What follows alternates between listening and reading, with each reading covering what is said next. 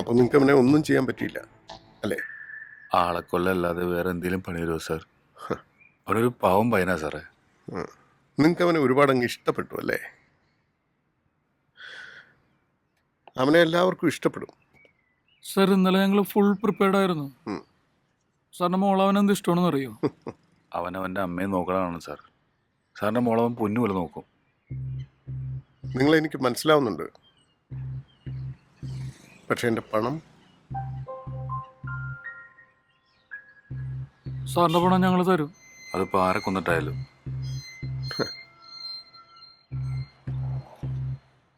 മനീഷ് നല്ല പയ്യനാ, മിടുക്കനാ.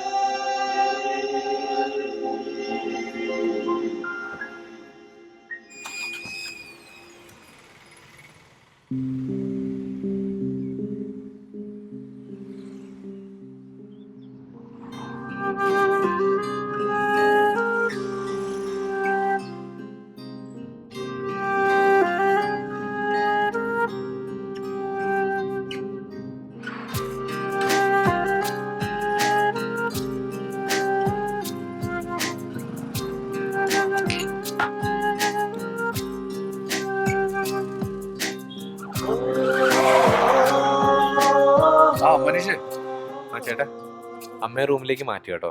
ആ പിന്നെ ജീന വിളിച്ചായിരുന്നു. അവളുടെ ഡാഡി ഞങ്ങളുടെ കല്യാണത്തിന് സമ്മതിച്ചെന്ന്. ഓ കലക്കിലോ. പിന്നെ അപ്പൊ എന്തായാലും ഇന്ന് നമുക്കൊന്ന് സെലിബ്രേറ്റ് ചെയ്യണ്ടേ? വിളിക്കാം നമുക്ക്. അപ്പൊ കിരിച്ചേട്ടനോടും കൂടെ ഒന്ന് പറഞ്ഞേക്ക്. ഓ ശരി ശരി ശരി, ഞാൻ തിരിച്ചെത്തിയിട്ട് വിളിക്കാം. ഓ എടോ, ആ ശ്രീകുമാർ സാർ തങ്കപ്പെട്ട മനുഷ്യനാടോ. ആള് കല്യാണത്തിന് സമ്മതിച്ചു. ആണോ? ആ അവന്റെ അമ്മയും സുഖായി.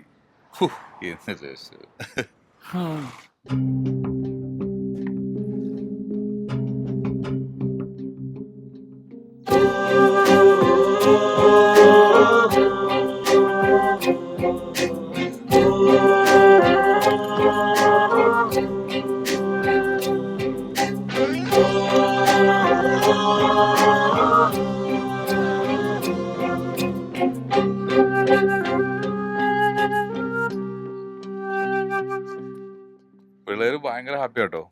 കല്യാണം ഒരു രസമുള്ള പരിപാടിയല്ലേ? കഴിച്ചു നോക്ക്.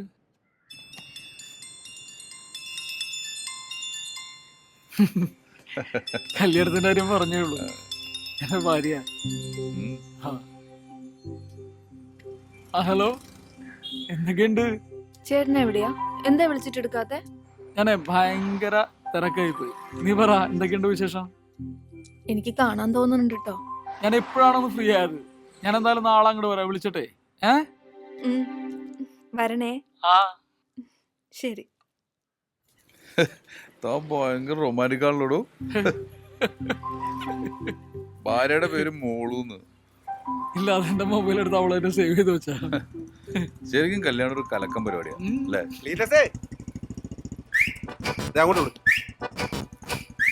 കാറ്റും കൊണ്ടിരിക്കുക ആശാര്. ക്ലീറ്റസേ, നിന്നെ ഇപ്പൊ കാണാൻ കിട്ടുന്നില്ലോടെ. ഓ നമ്മളിവിടെ ഉണ്ട്. കാറോടെ കാർ ഞാൻ വിറ്റ് ജീവിച്ചു പോയിക്കോട്ടെ. ഉവ്വ നിങ്ങൾ പൂത്ത കാശുണ്ടാക്കിയവരൊക്കെ നാട്ടുകാർക്ക് മൊത്തം അറിയാം. അവിടെ പറഞ്ഞോ? പിന്നെ നമ്മൾ തമ്മിൽ ചില പ്രശ്നമൊക്കെ ഉണ്ടായിരുന്നു, അത് വിട്ടുകളാ. എടാ ഫണ്ട് ഓവർഫ്ലോ ഉണ്ടെങ്കിൽ കുറച്ച് ഇങ്ങോട്ട് വലിച്ചേരാടാ. നീ പൊക്കോ, കുറച്ച് സന്തോഷിച്ചിരിക്കുക. അതെ, കോട്ടയുടെ ക്ലീറ്റസേ. ശരിയെന്നാ. ഒരു ഉളുപ്പില്ലാത്ത നാറികളല്ലേ. പലിശയും പലിശയുടെ പലിശയും കൊണ്ട് ഉണ്ടാക്കിയ കാശാ. ക്ലീറ്റസ്,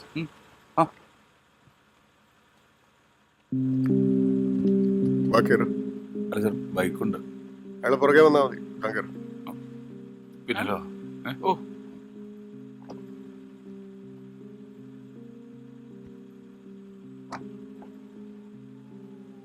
വരൂല്ലേ? വരാം വരാം.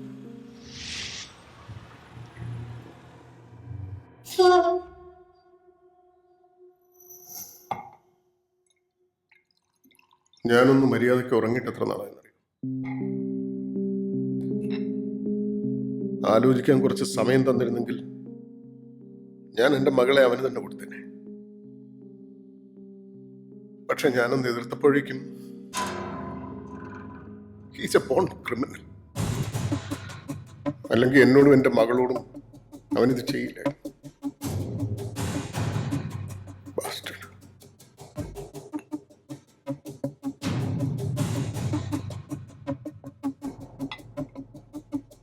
1 കോടി രൂപ അവൻ എന്നോട് ചോദിച്ചത്. എന്തിനാ? Black mailing. കഴിഞ്ഞ 1 മാസമായിട്ട് അവൻ എന്നെ ബ്ലാക്ക് മെയിൽ ചെയ്തുകൊണ്ടിരിക്കുക. സഹിക്കാൻ പറ്റാത്ത ടോർച്ചറിങ് ആണ്. ഈ പെൻഡ്രൈവ് അവൻ എനിക്ക് തന്നതിന് ശേഷം ഇതിലെന്താ?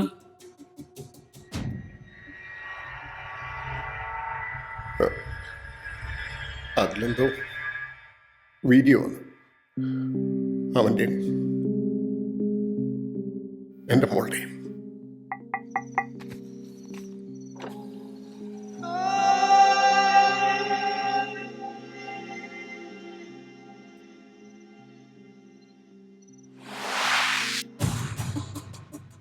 സാറിനത് മോളോട് പറഞ്ഞൂടെ? അവള് പിന്നെ അത് മനീഷിനോട് ചോദിച്ചാൽ ആ പെൻഡ്രൈവിലുള്ളത് ലോകം മുഴുവൻ കാണും. അവനത് എന്നോട് പറഞ്ഞിട്ടുണ്ട്.